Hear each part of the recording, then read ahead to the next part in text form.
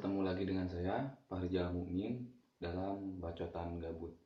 Jadi sesi ini adalah sesi di mana saya akan membacot apapun yang saya inginkan. Kemudian pada hari ini saya ingin membahas mengenai filsafat. Kenapa saya bahas filsafat? Jadi gini, saya membahas filsafat bukan karena saya merasa mumpuni atau memiliki kapasitas dalam bidang ilmu filsafat, tetapi saya hanya ingin membahas hal tersebut, hanya ingin. Adapun ada salah ya terserah saya karena saya ingin membahas hal tersebut. Nah, kemudian pada hari ini judul pembahasan kali ini adalah belajar filsafat auto ateis. Nah, kenapa saya ingin membahas hal yang demikian? Karena gini, banyak asumsi di masyarakat yang memang buruk mengenai filsafat. Filsafat dianggap akan menggiring manusia akan ketidakpercayaan terhadap Tuhan. Jadi di sini masyarakat saya pikir keliru dalam menilai hal tersebut. Karena jika ingin menilai sesuatu, kita harus menilainya secara komprehensif. Artinya kita harus tahu dulu hal tersebut, kita teliti, pahami, kemudian baru kita boleh menyimpulkan dan menilai sesuatu. Tapi ketika kita belum tahu, ya jangan menilai kalau tidak tahu. Idealnya seperti itu barangkali. Nah, filsafat, kita pahami dulu filsafat secara perlahan. Artinya kita harus memahami dulu filsafat itu apa dan hubungannya dengan agama itu seperti apa. Nah, filsafat dalam definisinya secara etimologis itu berasal dari kata Latin atau Yunani, yaitu philos dan sophin. Philos itu adalah bisa mencari, pencarian akal, ataupun mencintai. Kemudian sophin bisa diartikan dengan kebijaksanaan atau kebenaran. Nah, dapat kita simpulkan bahwa filosofis atau philos dan sophin atau filsafat ini adalah suatu ilmu yang mencari akan kebenaran dan kebijaksanaan. Nah, yang jadi pertanyaan, apa itu kebenaran? Kemudian apa ukuran kebenaran dalam hal ini? Terus apa yang digunakan untuk mencari kebenaran? Alat yang digunakan untuk mencari kebenaran. Nah, dari sini berkembang dua pemahaman mengenai dasar kebenaran dalam hidup manusia, menjadi sumber kebenaran kehidupan manusia. Nah, yang pertama ada versi akal. Versi pertama ini adalah akal. Artinya orang menggunakan akalnya secara murni untuk mencari suatu kebenaran tanpa berpedoman terhadap apapun. Artinya di sini akal memiliki peran penting untuk mencari suatu kebenaran. Itu adalah versi pertama. Kemudian ada kebenaran yang memang berdasarkan kepada doktrin agama atau berdasarkan wahyu yang diturunkan oleh Tuhan. Nah, artinya di sini kebenaran selalu dibenturkan dengan Al-Quran atau kebenaran berpedoman terhadap Al-Quran. Jadi apapun ketika kita ingin melakukan atau mencari kebenaran, kita cari di Al-Quran. Di sini saya Al-Quran karena kitab saya Al-Quran. Kepercayaan saya Islam. Nah, adapun agama lain artinya sesuai dengan agamanya masing-masing. Ketika Kristen ya Injil, Yahudi dengan kitabnya dan yang lain.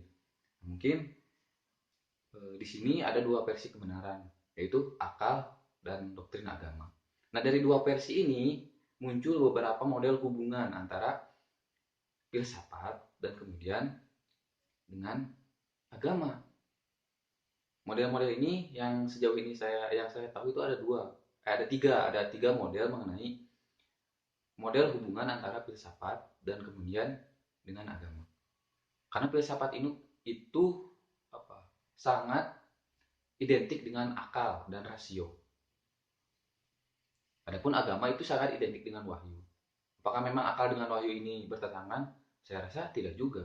Karena untuk memahami wahyu atau doktrin agama, kita pun harus menggunakan akal. Akan tetapi yang menjadi sumber kebenarannya adalah Al-Quran dipahami dengan akal. Berbeda dengan akal murni. Mereka menggunakan akal sebagai alat untuk mencapai kebenaran, tidak menggunakan pedoman.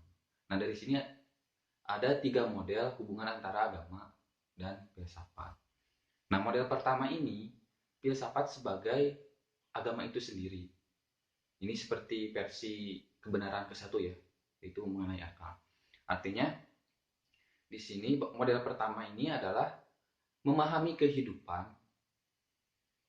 dan memahami kebenaran dengan murni akal, tidak mengikut sertakan doktrin agama. Mereka meyakini akal sebagai sumber yang paling benar. Itu adalah model pertama. Biasanya ini digunakan untuk menyerang agama. Nah, kemudian ada model kedua.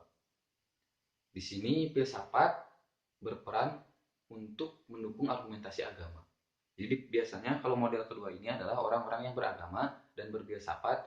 Nah, mereka berfilsafat untuk mendukung adanya argumentasi agama, adanya Tuhan. Nah, itu adalah model kedua. Nah, adapun di sini model ketiga yaitu model independen. Model independen itu adalah ilmu filsafat dan agama yang dibedakan. Artinya masing-masing memiliki kajiannya tersendiri. Jadi ini adalah sesuatu yang berbeda, ranahnya berbeda. Ketika kita berbicara agama, ya kita berbicara keyakinan kita terhadap adanya Tuhan dan kitabnya dan Nabi. Kemudian ketika kita berbicara filsafat, ya kita berbicara ilmu pengetahuan yang ada pada saat ini dan mungkin yang akan datang. Artinya ini adalah suatu hal yang berbeda. Nah, saya kira dari ketiga hal tersebut, kita tahu bahwa filsafat itu bahasannya luas, bukan hanya tentang ketuhanan dan teologis. Bahasannya ada sosial, ada budaya, ada seni, dan lain sebagainya. Nah, di sini barangkali sahabat-sahabat belum tahu ke arah sana gitu. Karena sahabat-sahabat belum banyak membaca dan belum banyak belajar mengenai filsafat. Nah, dari ketika model ini kita bisa mempergunakan filsafat atau belajar filsafat bebas yang manapun. Kita mau belajar yang pertama, kedua, ketiga itu boleh. Tapi yang pertama itu biasanya untuk melamakan agama, yang kedua biasanya itu untuk memperkuat agama. Apa contohnya untuk memperkuat agama? Nah, dulu di era filsafat skolastik, zaman Santo Agustinus dan Santo Thomas Aquinas, mereka adalah orang Kristen yang memang berfilsafat untuk memperkuat argumentasi agama Kristen. Nah, kemudian di Islam pun ada ternyata. Ada banyak tokoh filsafat Islam yang memang berfilsafat untuk memperkuat argumentasi agama Islam, yaitu Al-Farabi, Ibnu Sina, kemudian Abu Hamid Al-Ghazali, dan masih banyak lainnya. Tokoh-tokoh filsafat Islam Ar-Razi, itu adalah orang-orang yang memang memperdalam filsafat untuk mendukung adanya agama, untuk memperkuat argumen agama.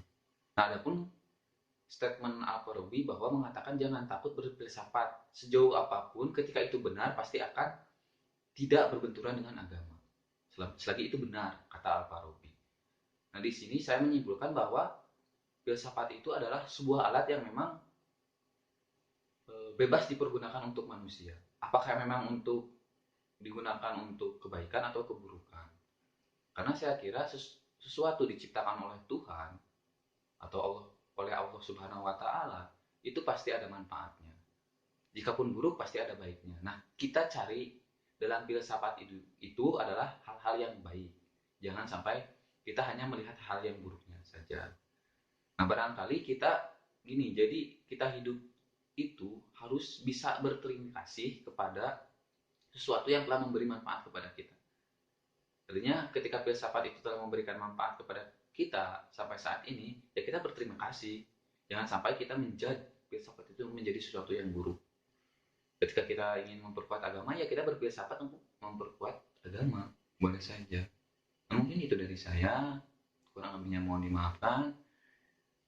Bila ada salah-salah kata dan salah pemahaman, itu murni keterbatasan saya dalam belajar. Kemudian bila kurang jelas, boleh ditanyakan di komentar.